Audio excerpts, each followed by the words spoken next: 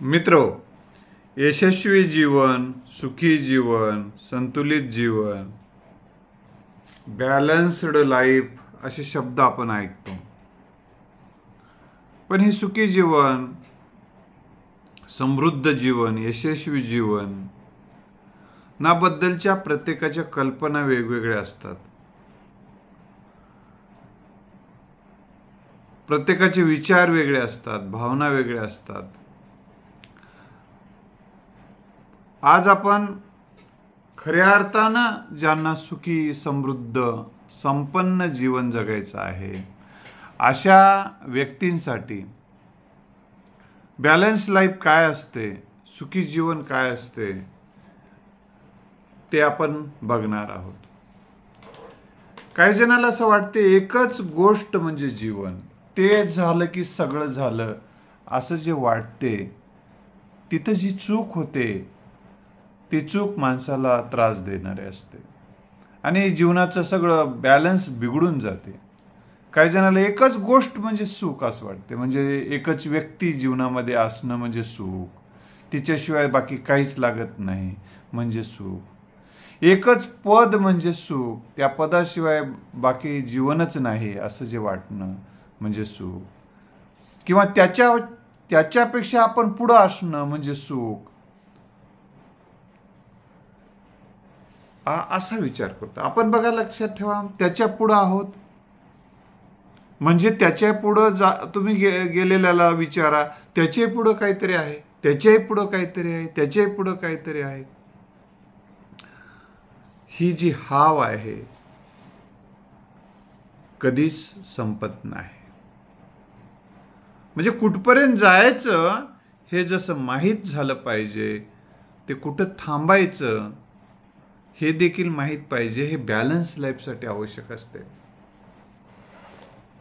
कोणती गोष्ट किती ताणायची, त्याचा पाठलाग किती करायचा आणि कुठं थांबायचं हे जर कळलं नाही तर जीवनाचं बॅलन्स बिघडून जाते.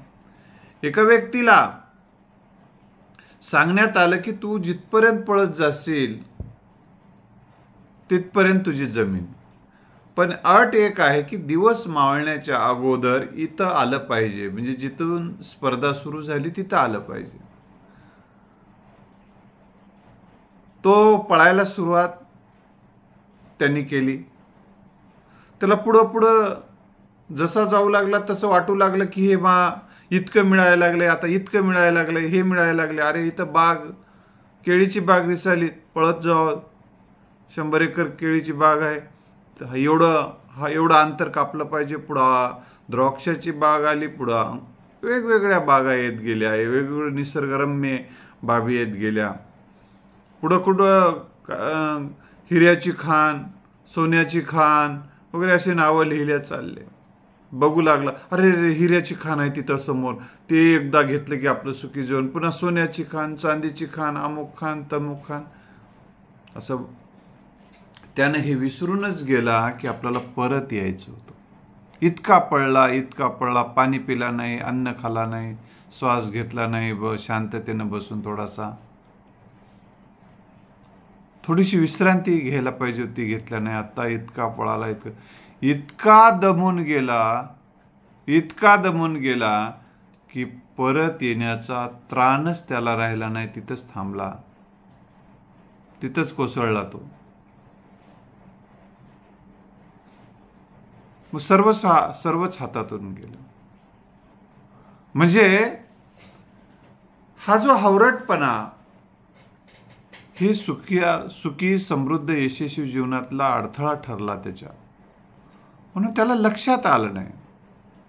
सगळंच आपल्याच ताटात असावं त्याला वाटलं, सगळंच आपणच पादाक्रांत करावं असं त्याला वाटलं.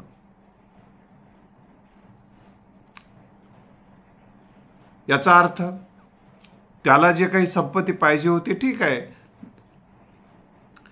जे जीवन जगण्यासाठी आवश्यक लागणार होतं तितकं पळणं अपेक्षित होतं त्यानं, तितकं पळून त्यानंतर परत येणं आणि ती स्पर्धा जिंकणं अपेक्षित होते. पण त्यानं ते सगळं बॅलन्स त्यानं विसरून गेलेलं आहे. सगळ्याच गोष्टीकडे दुर्लक्ष केलं आणि एकाच गोष्टीकडं तो पळत राहिला आणि लाईफ असंतुलित होऊन गेले मित्रांनो. म्हणून जीवन म्हणजे एकच एक गोष्ट नसते, ही गोष्ट आपण एकदा लक्षात घेतली पाहिजे. एकच व्यक्ती म्हणजे जीवन जे माणूस समजून बघतात, त्या व्यक्तीचा मृत्यू झाला, ती व्यक्ती आपल्या आयुष्यातून निघून गेली, तर अशी माणसं जीवनामध्ये अतिशय निराश होऊन जातात. आता जगण्याला काही अर्थ राहिलाच नाही म्हणून ते घरात पडून राहतात आणि मग ते जीवन त्यांचं संपलेलं असतं. म्हणून जगाकडे सम्यक दृष्टीनं पाहणं ही अतिशय गरजेची गोष्ट आहे. जीवनाचं समग्र आकलन, एकांगी जगणं, एकांगी विचार करणं. जसं माणसं एकांगी जीवन जगतात, तात्पुरता विचार करून जगतात, ज्यांना दूरदृष्टी असत नाही, ती माणसं अपयशी होताना दिसतात. तेवढ्यापुरतंच बघणं, कामापुरता मामा, हे जे तत्व आहे तितक्यापुरताच विचार करणं पुढच्या व्यक्तीचा. त्यामुळं तुमच्या काम असेल तरच बोलणं, काम असेल तरच भेटणं, काम असेल तरच संपर्क ठेवणं, असं जेव्हा माणसं वागतात तेव्हा त्या माणसाच्या जवळ कोणीच असत नाही. आणि माणसं नसणं सोबत हे काही यशस्वी जगण्याचं गमक नाहीये.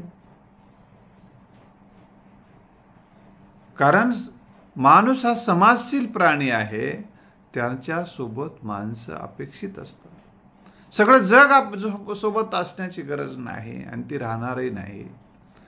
पण तुमच्या सेवेमुळे, तुमच्या प्रेमामुळे, तुमच्या त्यागामुळे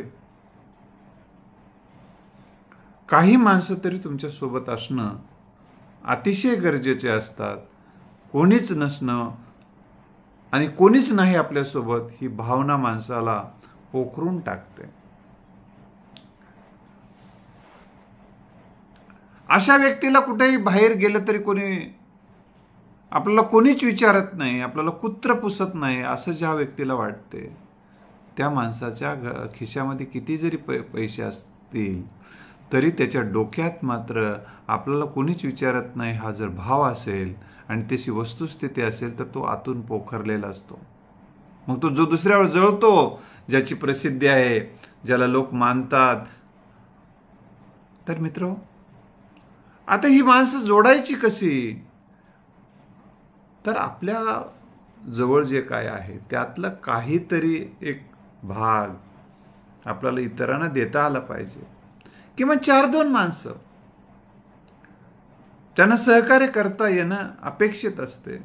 आपली प्रत्येकाची कॅपॅसिटी जितकी आहे त्यातला, जसं काही धर्मामध्ये सांगितलेलं आहे की आपल्या उत्पन्नाचा अमुक भाग तुम्ही द्या. कोणी 10% म्हणते, कोणी किती टक्के. तर काही ना काही आपल्या जी माणसं देतात त्यांच्यासोबत काही माणसं असतात. 1000 माणसाला मदत केल्यानंतर 10 माणसं तर नक्की सोबत असतात.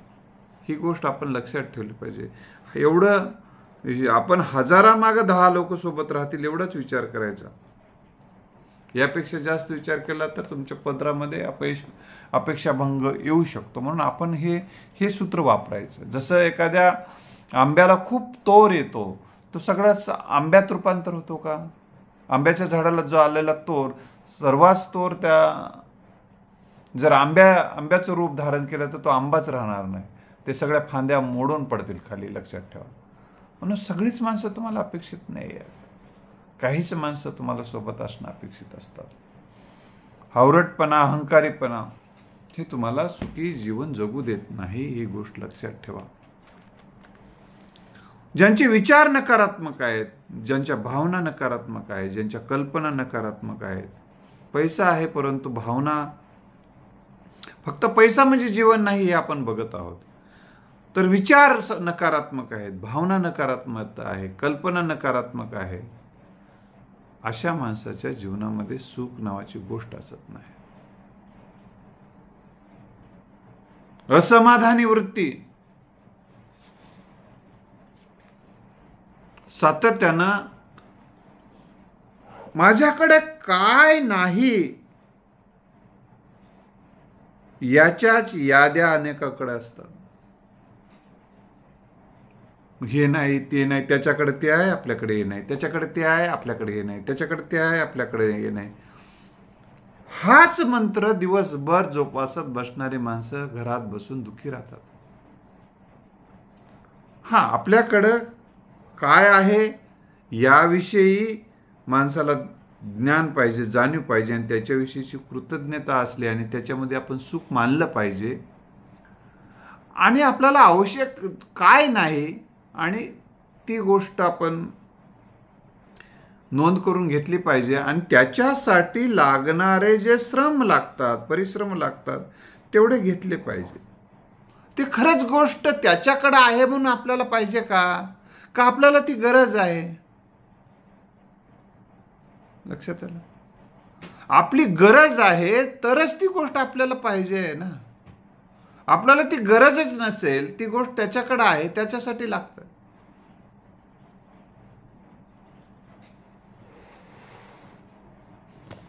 आता तुम्ही लॉचा अभ्यास करायला लागलात आणि तुमच्याकडे मेडिकलला जाण्यासाठीची जी पुस्तकं आहेत, मेडिकलच्या अभ्यासक्रमाची पुस्तकं नाहीत म्हणून रडायला लागलात. काय अर्थ आहे? तुम्ही मेडिकलचा अभ्यास करता, मेडिकलची जी आवश्यक असणारी पुस्तकं घ्या ना. म्हणजे तुमच्या जीवनासाठी आवश्यक तेवढं आहे की नाही तेवढा विचार केला तर पुरेसा आहे. मेडिकलचे पाहिजे मला, इंजिनिअरिंगचे पाहिजे, हां, ज्योतिषशास्त्राचे पाहिजे, सगळ्याच माझ्याकडेच पाहिजे असा विचार आहे. ते तुम्ही वाचणार आहात का तेवढे? तुमचं ध्येय काय? लॉ करायला, वकील बनणं आहे. मग आता हे एवढे पुस्तकं तुम्हाला सध्या कशाला लागतात? ठीक आहे, लॉ झाल्यानंतर तुम्ही दुसऱ्या एखाद्या ट्रेडला एखाद्या पदवीसाठी जर तुम्ही प्रवेश घेतलेला असेल तर त्या ठिकाणची ती पुस्तकं अपेक्षित आहे. तर ही गोष्ट आपल्याला लक्षात ठेवली पाहिजे. प्रत्येक गोष्टीमध्ये आपल्याकडे हे नाही, हे नाही, हे नाही, सतत अभावाग्रस्त जगणारी माणसं दुःखी राहतात. आणि आपली काही जणांनी दुःखी राहण्याचं आणखीन एक कारण म्हणजे परिस्थितीचं भान नसणं. आपली परिस्थिती काय आहे सध्या, आपली परिस्थिती आपण आपल्या कृती आणि उक्तीच्या माध्यमातून बदला आणि बदलल्यानंतर तुम्हाला आत्तापेक्षाचा अधिक उन्नत जीवन जगा. पण आजची सिच्युएशन काय आहे, त्या सिच्युएशनमध्ये तुमच्याकडे आज फक्त आणि फक्त 100 रुपयेच आहेत खिशामध्ये आणि मग त्या 100 रुपयाचा विचार करून तुम्हाला खर्च करावा लागेल ना. दुसरे लाखो रुपये खर्च करायला म्हणून तळमळत बसून उपयोग नाही. त्याचं त्याच्यासोबत, तुमचं तुमच्यासोबत. हां, तुम्हाला लाखो रुपये कमवायचे तर तुमची कृती आणि उक्तीनं तुम्ही कमवू शकता. पण आज जे काय आहे त्यानुसार तुम्हाला प्लॅनिंग करावं लागेल, त्यानुसार तुमचं कृती आणि उक्ती करावं लागेल. दुसऱ्याकडं काही आहे म्हणून तुम्ही जर तळमळत असाल तुमच्याकडं नाही म्हणून, तर तुमच्या आयुष्यामध्ये दुःखाशिवाय काही येणार नाही. तर त्याच्याकडे आहे ना, त्याने ती कशी प्राप्त केलेली आहे ते शोध घ्या, त्यानुसार ती गोष्ट प्राप्त करण्याचा प्रयत्न करा. पण ती तुम्हाला आवश्यक असेल तरच. दुसरी महत्वाची गोष्ट मित्र, अनारोग्य. तुम्ही जर आरोग्याकडे लक्षच दिलं नाही आणि पैसा पैसा पैसा पैसा म्हणून पैशाच्याच मागं धावलात, आरोग्याकडे लक्षच दिलं नाही तर मित्र हो, तर पैसा तुम्हाला आरोग्य देऊ शकत नाही. आरोग्य प्राप्तीसाठी शांत झोप, योग्य आहार, चांगल्या विचार, चांगल्या भावना, चांगल्या कल्पना,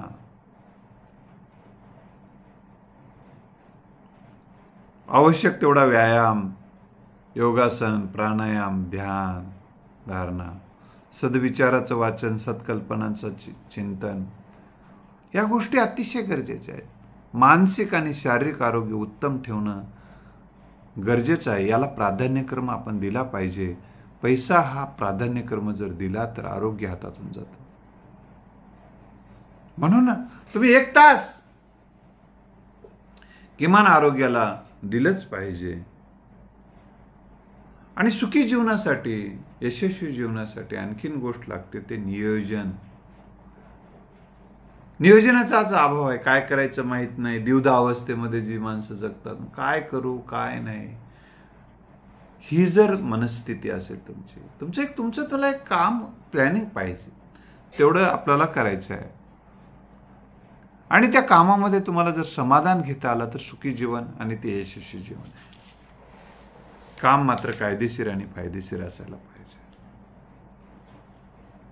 पैसाच एक नाही तर पैशाशिवाय आणखीन काही गोष्टी तुमच्या जीवनात असणं हे तुमच्या सुखी समृद्ध आणि यशस्वी जीवनाचं एक लक्षात आहे. म्हणून म्हटलं की चांगले विचार बाळगणं, चांगल्या भावना बाळगणं, कार्यातून समाधान मिळवणं, सेवेतून समाधान हे सुद्धा अतिशय गरजेचं आहे. सेवा म्हणजे ज्याचा काही मोबदल्याची अपेक्षा नाही याला सेवा म्हणतात. आणि ज्या मोबदल्यातून आपण जे करतो ती मजुरी, नोकरी असते, व्यवसाय असतो, उद्योग असतो, व्यापार असतो. काहीतरी मिळण्याच्या अपेक्षेतून जे केलं जातं त्या ह्या गोष्टी असतात. आणि मला त्यातून काहीही प्राप्तीची आवश्यकता नाही. मला फक्त मला त्यांना काहीतरी द्यायचं आहे एवढाच जो भाग असेल तर तुम्ही यशस्वी, तुम्ही समाधानी राहू शकता. मग त्या सेवेसाठी काही सर्वस्व अर्पण करायची तुम्हाला गरज नाही. सेवेसाठी सुद्धा किती वेळ द्यावं याचं सुद्धा तुम्ही प्लॅनिंग पाहिजे. तुमच्या उत्पन्नातला किती भाग द्यायचा हे सुद्धा माहीत पाहिजे. तर मित्र, सुनिश्चित ध्येय पाहिजे. तुमचं एक विशिष्ट ध्येय पाहिजे. तुम्हाला काय करायचं, कधी करायचं, किती करायचं, काय करायचं, किती करायचं, केव्हा करायचं याचं एक प्लॅनिंग आणि नियोजन असेल. तुम्हाला धन किती पाहिजे, धनासाठी किती वेळ देणार आहात तुम्ही, आवश्यक आहे. धनाकडे सुद्धा लक्ष देणं गरजेचं आहे. कारण ज्या वस्तू आणि वास्तू पदार्थ जे आवश्यक असतात जीवन जगण्यासाठी ते पैशाच्या माध्यमातून तुम्हाला मिळवता येतात. त्यासाठी किती वेळ द्यायचा, मनासाठी किती वेळ द्यायचा. मन करारे प्रसन्न सर्व सिद्धीचे कारण. मग मनासाठी किती वेळ द्यायचा. मग मनासाठीचं काय खाद्य आहे, चांगले विचार, चांगल्या भावना, चांगल्या कल्पना, त्याच्यासाठी किती वेळ द्यायचा हे सुद्धा एक प्लॅनिंग पाहिजे. तनासाठी किती वेळ द्यायचा म्हणजे शरीरासाठी किती वेळ द्यायचा. शरीर लवचिक पाहिजे आणि शरीर चांगलं पाहिजे यासाठी शरीरासाठी पण थोडा वेळ द्यायला पाहिजे. बरं कधी कधी काय होतं, आपलं अभ्यासाच्या, कामाच्या व्यापातून आपल्याकडला जेव्हा आपण शरीरासाठी, मनासाठी जर वेळ देऊ शकलो नाही मग आपलं आरोग्य बिघडतं. आपण सेवेसाठीच वेळ दिलाय, आरोग्यासाठी वेळ दिला नाही. म्हणून आरोग्यासाठी फक्त 24 तास आरोग्यासाठीच वेळ द्यायची गरज नाही. तर ह्या सगळ्या गोष्टी किती करायच्या किती नाही याचीही आपल्याला जाणीव असणं गरजेचं आहे. मित्रो, या अनुषंगानं पैसा पाहिजे, पैसा पैसा म्हणजे देव, पैसा म्हणजे सर्वस्व एवढाच विचार न करता पैसा जीवनासाठी आवश्यक आहे तेवढा तुम्ही प्राप्त करा. आणि पैशासोबतच चांगले विचार, चांगल्या भावना, चांगल्या कल्पना, सेवाभाव, उत्तम आरोग्य, त्यासाठी व्यायाम, योगासन, प्राणायाम, धारणा, ध्यान, समाधी, नियम या सगळ्या गोष्टीकडे लक्ष देणं गरजेचं आहे. त्याचबरोबर नातेसंबंध, मित्र यांनाही थोडासा वेळ देणं, कुटुंबियांना थोडासा वेळ देणं, ह्या सगळ्या गोष्टींना थोडासा वेळ देणं गरजेचं आहे. तसंच अभ्यासाला, चांगले ग्रंथ वाचण्यासाठी थोडा वेळ देणं गरजेचं आहे. ह्या सगळ्या गोष्टी, तुमच्या एखादा छंद तुमच्या जीवनामध्ये असला पाहिजे, त्याला एक अर्धा एक तास तरी तुम्ही जीवनातला दिला पाहिजे. तर असं सगळ्या गोष्टीला व्यवस्थितपणे वेळ देऊन, आणि अजून एक लक्षात ठेवलं पाहिजे की विशिष्ट काळामध्ये सर्व गोष्टीला, कोणत्या काळात कोणत्या गोष्टीला प्राधान्य द्यावं लागतं. आता हे सगळीकडे सगळ्यांना लक्ष देता येईल का? नाही. काही एक विशिष्ट काळापुरतं ठीक आहे. समजा तुमची 4 महिन्यात परीक्षा आहे, 5 महिने परीक्षा आहे, त्या काळामध्ये तुम्हाला बाकी रिलेशन किंवा सेवा, समाजासोबतचं रिलेशन मेंटेन करणं, सेवा करणे, थोडासा जास्त व्यायामाला वेळ देणे किंवा ह्या गोष्टी थोड्याकडे, किंवा इतर पैसा कमवणे, याकडे तुम्हाला वेळ देता येणार नाही. कारण तुमचा या 4 महिन्यात परीक्षा आहे, तर त्यासाठी प्राधान्यक्रम ही परीक्षा असते. लक्षात आलं? प्राधान्यक्रम परीक्षा आहे. आता तुम्हाला डॉक्टरने विश्रांती सांगितलंय, तर त्यावेळी प्राधान्यक्रम विश्रांतीला आहे, इतर गोष्टीला नाही. म्हणजे जे काय विशिष्ट वेळी आपल्याला एका विशिष्ट बाबीला प्राधान्यक्रम द्यावा लागतो आणि इतर गोष्टी थोड्या करणं त्यावेळी अपेक्षित असतं. म्हणून तो प्राधान्यक्रम कोणत्या गोष्टीला तुम्ही देणं गरजेचं आहे, त्यावेळीची गरज असते, त्यावेळी त्या गोष्टीला प्राधान्य देऊन इतर गोष्टीकडे थोडंसं लक्षही देणं गरजेचं आहे. तुम्ही फक्त आणि फक्त अभ्यास केला, उदाहरणार्थ तुमची परीक्षा आहे आणि फक्त जेवण केलं नाही नीट, इकडे जे पुस्तक वाचायला तर कचं काहीतरी काय खायला तुम्हाला माहीत नाही, त्याच्यामध्ये लाळच पाजरत नाही, जेवण्यासाठी वेळ देऊ शकत नाही, झोपत नाहीत नीट, तर तुमचं आरोग्य हातातून जातं. घरात नीट बोलत नाहीत, रिलेशन खराब होऊन जातात आणि मग तुमचं मनावर ताण येतो. लक्षात आलं? मग ते अभ्यास जरी महत्त्वाचा असला तरी अभ्यासाला पूरक गोष्टी खूप महत्त्वाच्या असतात.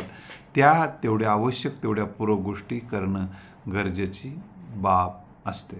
तर मित्र, ह्या बॅलन्स लाईफचे काही सूत्र मी आज आपल्यासमोर ठेवलेले आहेत. आणखीन काही सूत्र पुढच्या भागात आपण बघणार आहोत. धन्यवाद.